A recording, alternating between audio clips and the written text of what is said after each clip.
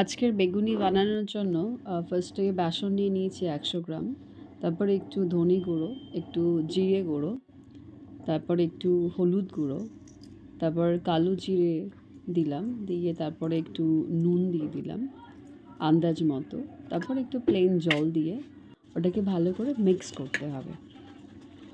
আবার একটু আবার একটু জল দিলাম, দিয়ে আবার ভালো করে ওটাকে ব্যাটার একটা বানাতে হবে যাতে কোনো বাবলস না থাকে। তো এইরকমভাবে ঠিকটা হবে।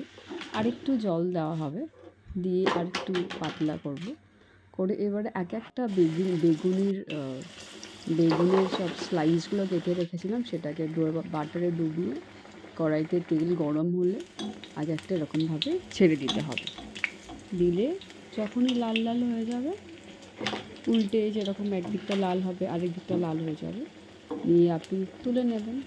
এটা মুড়ির সাথে, গরম ডালিয়ার সাথে, Ready. যে কোনো